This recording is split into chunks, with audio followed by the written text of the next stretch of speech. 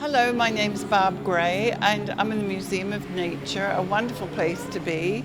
And with me is Camille Morin. And Camille is going to tell us what her function is here. So I work at the Canadian Museum of Nature as a content developer. I work on exhibitions, so I write the text, choose the images, discover all wonderful things, in this case, about bugs. And here we are with fireflies flitting around us. Absolutely. So they when you stand a little longer, they can gather around you just to say hello and welcome you to the exhibition. It's a great entrance. Yeah. So on this first wall, we're introducing 3 different types of bugs. Yeah, so the intent was to define what is a bug. So in this exhibition, a bug is an arthropod.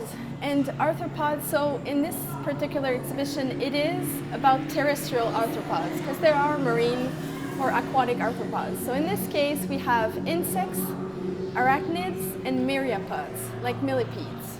So these are the species we will encounter in the exhibition. Right, so it's a bug adventure. It is an adventure. It's a colorful, engaging adventure. So that's the first space. So here we have, a gigantic dragonfly. Okay, so dragonflies are basically the one that invented precision flight. So they're really masters of the sky. And their 4 wings can work independently, which adds precision to the flights. And they're hunters. So when they want to pursue or go after a prey, they have to have a lot of precision, and that's how they can do that. You can imagine a helicopter. Absolutely, yeah. Yes. And that's a gigantic version that is 300 million years old, approximately. It's the size of an arm, and it's very impressive. Yeah. It would have been alive at that time. Absolutely. At that size. Yeah.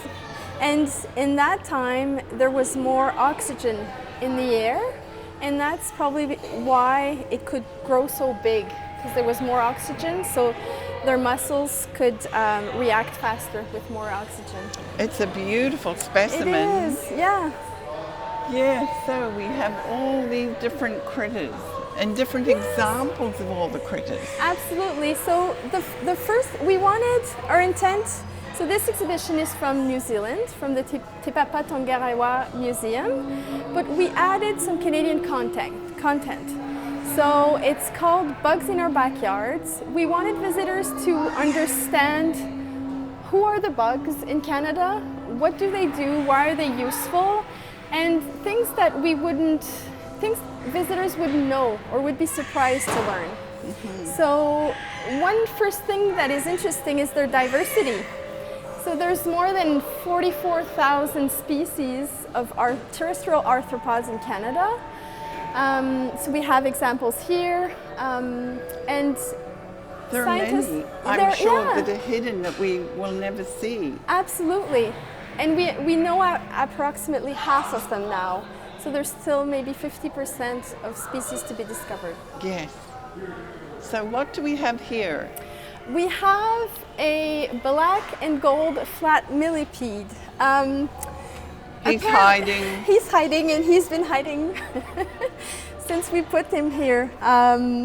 It's a very impressive millipede. It's about like 15 centimeters, 20 centimeters, and it lives in our forest here. But it likes to hide. So we probably don't see it very often in the forest. We can see the black widow very well. That's another live specimen we have. We're coming into a different area. Yeah, so we have 6 zones here that is called the lab. And we see all the superpowers of the bugs. So we have the swarm intelligence, venom, silk, exoskeleton, display, so camouflage, deception, and flight. So we see how these superpowers have inspired technology, science, innovation for humans. And it's a funny way bugs will talk to humans and say how they have adapted in so many ways and what they can offer to science and innovation. We learn a lot from nature. Yeah, absolutely. And there's a lot of interactives too. So here we have the venom, how it is molecules contained in venom can be used in medicine. So for arthritis, for example, for instance, and this is it's a very funny thing. There's the pain indexed. So a very courageous entomologist, an American, he did put his body to science and got stung by 60-something wasps, ants that all contain venom, and these are very, very painful. So it goes from 1 to 4+, with the most excruciating pain. Yes, I don't think I'd like that job. No. He was very courageous. What? And there are some of the venomous insects in there. Yeah, those are some specimens from all over the world. You can see more details on the screen. On the screen, yes. Thank you. Yeah. So here we have swarm. So these kinds of insects can mobilize. So they can move in space in organized fashion, and this has inspired robotics, for example. So this one is called kilo boots. So how every individual can follow the ones that surrounds him. That's really interesting for children. Absolutely. Excellent learning tools. Absolutely. So here we have, silk. Yes, it's silk. One of the strongest materials in the world. It's stronger than steel if you compare, and it has a lot of properties. So it can be elastic, it can be waterproof, it's light. It's also eco-friendly, so there's prototypes to replace plastic, for instance. And it's also basically made of carbon, so it could be used for biomedical implants, for instance. So yeah, we see different scientists that do research on the properties of the material. That's very interesting. Yeah.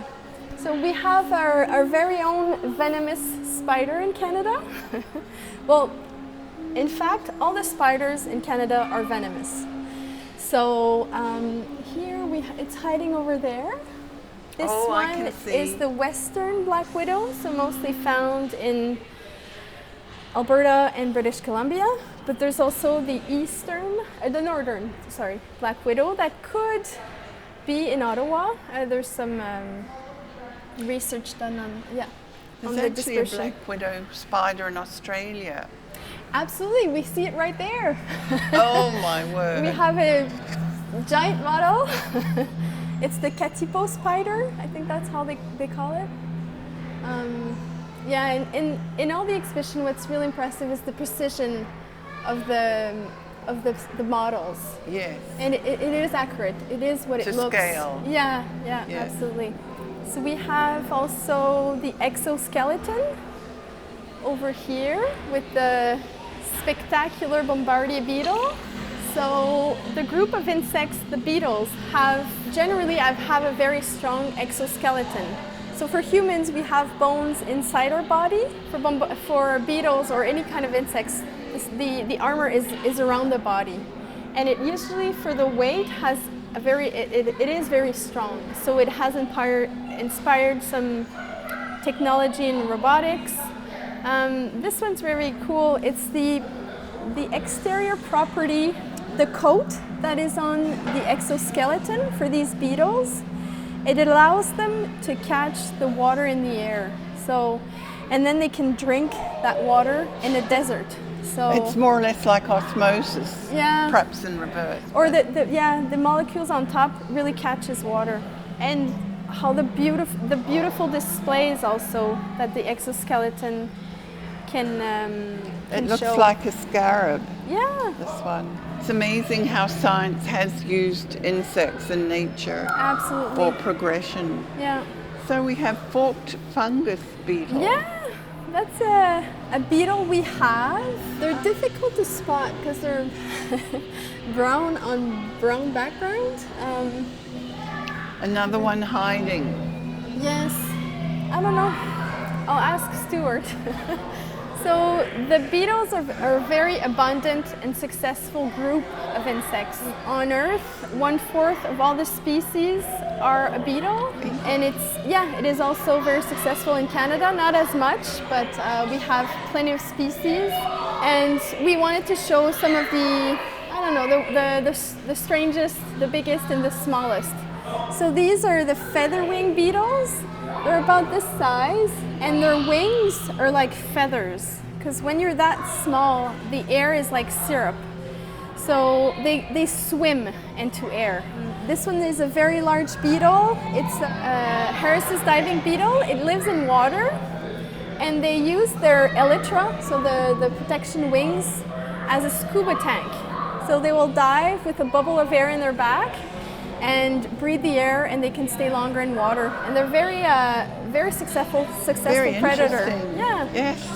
Now we have a mouth here. So this is the Bombardier beetle. So that's the video we see here. It's the same species. And Bombardier beetles have a very resistant exoskeleton, and they shoot molecules from their butt that is very, very hot and very, very toxic. So that's a way to defend themselves. So this is just a slide, a nice things for kids. So here is the display, so camouflage, deception. And the orchid mantis is the one we'll see at the back. So how some arthropods are using camouflage to survive, or to defend themselves, or to catch prey, for instance. And here we have more of Canadian content on invasive species. Some arthropods some bugs in Canada are invasive. There's also concerns by the scientific community on the disappearance of the abundance of some bugs. And one really cool experiment, or it's the windshield phenomenon. So we all have memories from our childhood with the hood full of dead bugs and sticky goo, which is not the case as much anymore. So there's some research on that. And also how bugs are essential allies. So they pollinate, they do pollination for flowers, for food, for medicine. They're also very useful to recycle elements for soil and all these things. So, and concrete actions people can take to take care of the bugs. Yes. Right. So what do we have over here? Oh, so here we have, it's another case of how some particular elements on, so here we have, for instance, a butterfly that's iridescent, and how that inspired research or technology to do some holograms or some reflection. So these colors that we see on this butterfly are not made from pigments. They're made from light, and how the cells on the wing is structured. So, and this is used for safety on money, for instance. So what's he doing here? What's he doing? So they have inserted light cells to follow cancer, so tumors inside of the body of the mouse. So that gives... I don't know why. Yeah, in research. In research, absolutely. So they're wonderful, interactive. Yes, that's really nice. consoles. Absolutely. Yeah, that's really well done. Oh, they have some Maori language up Yes. here yeah. as part of this exhibition coming from New Zealand. Absolutely. So music that has been inspired by bugs in New Zealand. We also have the heaviest bug in the world. The Wētā, the yes. Wētā. I know it well. So we have, we have this incredible specimen. How it also inspired stories, mythology, and all of that. Yes, I used to think it was rather frightful growing up. You grew up in New Zealand? I did. Oh wow, I didn't know that. Sorry, maybe you mentioned I didn't understand. Yeah. Okay, and yeah, here we have flight. Oh, this is a really cool. It's a robot that has wings. So yeah, how flight inspired robotics also. So going through, is that also part of this exhibition? It is. So we probably should go through I kept that. the surprise for the end, the grand surprise. And here you can make a butterfly. Yes. Yeah, so in the flight section, you can make a butterfly or any kind of flying creature, and you can test it in a wind tunnel. Oh, wonderful. Yeah. So, excellent. And usually the models that has the more width are easier. See? Yay! That's wonderful for children. It is, yeah. No, this is really nice. Just try to just fold it a little bit so it's wider. So this is part of the content that was created at the museum. We illustrate, we showcase the work that our scientists do. So we have 3 entomologists at the Museum of Nature. We have a very wide collection, one of the widest biggest collection of beetles in the world. So we have 3 beetle specialists. We have here some of the collections. These are beetles from all over the world. Andrew, for instance, is doing research in Chile. Bob is doing some work in Cuba. So these are some of the specimens we have. And if you want a closer look, yes, you that's can great. pick up a magnifying glass. And it's incredible to see the colors, the details, the size. And we have more beetles. Yes, so these are local beetles. There's a great scientific research project that was done in 2022, in the summer of 2022. It's the ecological monitoring around the collections building. So the building that's in Elmer on Vanier Street, is it Vanier Pink Road, sorry. So they did capture over 7,000 specimens of different beetles. And it's amazing because they have discovered new species for Quebec, new species for Canada, and for the world. So there's still discoveries to be made right here. That's incredible. That is incredible. Yeah. So here we are. These are the big pods. So this is the Japanese bees. Let's go inside. Let's go see. It looks very angry.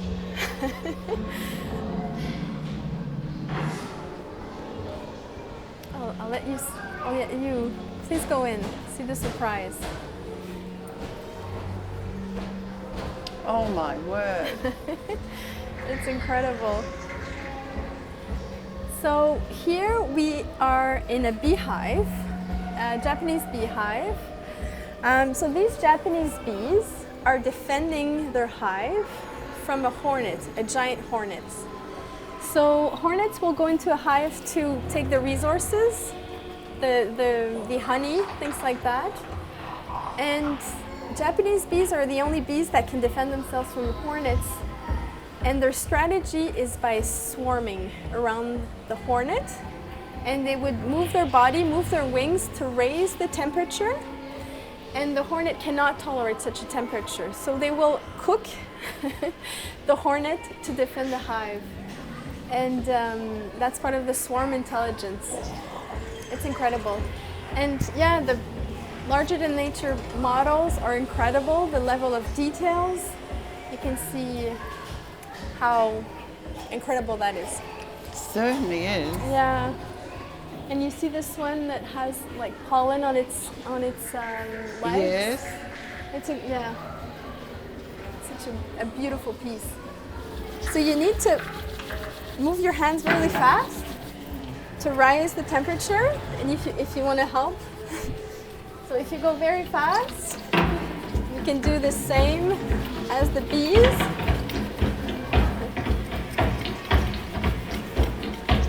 We're getting there. We're getting there.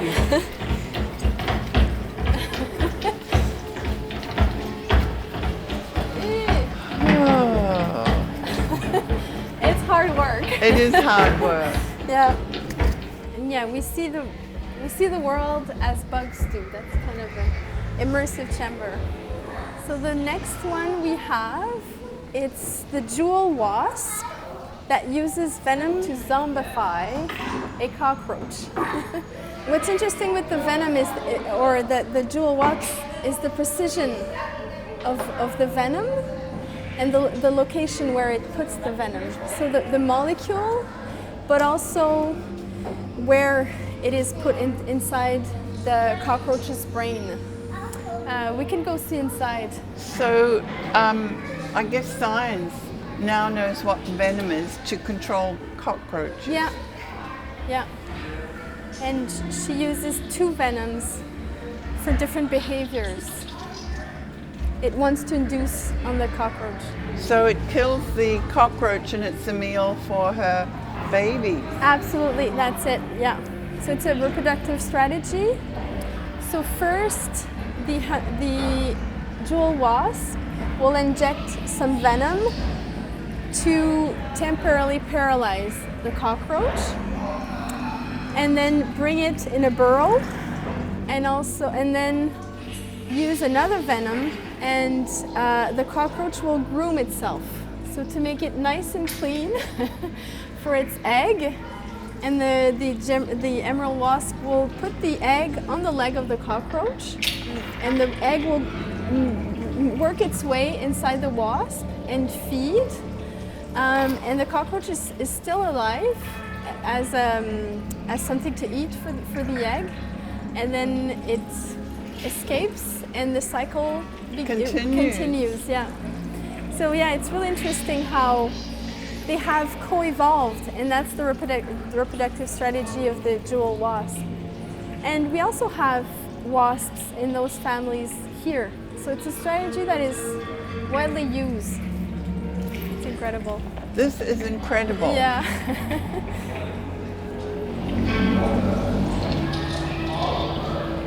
Nature's a wonderful way it provides for itself. Absolutely. And continues with the growth. Yeah. Do you want to try the interactive? Brain surgery. Yeah. So guide your stinger into the cockroach's brain. Hit the right spot with your venom. Let's try. So it will easy. show up. Yeah. It's a tricky one. We're not as precise as a jewel wasp. We don't have the precision. Oh. It does work. It has 3 holes. Oh, there we go. I got it. Congratulations. See? I need more practice. And it's wonderful that you can see visually Absolutely. what happens out here if you wait a moment and watch the video. Absolutely. Yeah, these are things we don't see. No. So, what's after this? Yes, let's go see the orchid mantis. So we have the orchid mantis. This is one of a great example of camouflage and display, where they have legs that are perfect mimicry of orchids. Visually, it's very impressive. The details are very impressive. And they're the deadliest of all. Sorry? They're the deadliest of all. Absolutely. So their strategy is to wait, to camouflage into those flowers and wait for insects to come closer. But they will be the brightest, the most beautiful flower to pull praise. It's incredible. Amazing to see the insects enlarged, where you can really get a feeling for them. Absolutely. They're rather scary. Yeah, but they become beautiful as we see all the details. Yeah, they've chosen a beautiful flower to catch their prey. Yeah. And now here it's on, we have dragonfly. Yes, it's on flight. So there's some strobe lights in there if you're sensitive to that, just as a caution. So these, I guess, are reeds in a swamp. These, it's like a swamp, yeah. There's a lot of technology involved in this exhibition. Absolutely, a lot, yeah. Yeah, this was a big piece to put together, absolutely. Yes, because when the exhibition moves, they have to dismantle it and It took a full month to assemble the exhibition when we started. It's been in Toronto. It's been in Toronto, yes, absolutely. I think this one, it was in the US. I can't remember which one, but yeah. That truly is amazing. It is. So the frogs are after the dragonflies. Yeah, there's also fish in there. Oh yes, you kinda I have can to see look, them. yeah. Yes. That Yeah. really is quite amazing. Mm-hmm. It's like the dragonflies are taunting frogs, Mm-hmm. and they're not catching any. Rather frustrating for them. Yeah. Well, he certainly is a master of flight. Yes, that's it. Yeah. So yeah, and 95% they're successful in their hunt. So, and that's really high for a predator. I've actually watched dragonflies hatch from their pupa coming out of the water. Wow. It's a beautiful, beautiful creature. Oh yeah, absolutely. Here we can see all the flights, the types of flights, and the speed also. So a butterfly, for instance, it's a very slow flight, but other species like honeybees, it's much more faster. And And you hummingbirds. can really see, like in slow motion, how they will deploy their wings. It's amazing to see that. Oh, you can see how Yes, the it's wings are wonderful. moving independently. It's incredible. It's the only insect that can fly backwards, isn't it? I think so, yeah. Have we reached the end of the We exhibition? have, yeah. Any other questions? No, I think that was just wonderful. Thank you so much. Thank you. It was a pleasure, an absolute Yes. pleasure. I hope anyone who visits will spend time here Mm-hmm. because there's so much to see and do and learn. Absolutely. It's a very, very good exhibition, and I thank you very much, Camille, for Thank you. informing us and taking us on a tour. It was a pleasure. Thank you so much. So we invite everyone to come to the Museum of Nature to see this wonderful exhibition.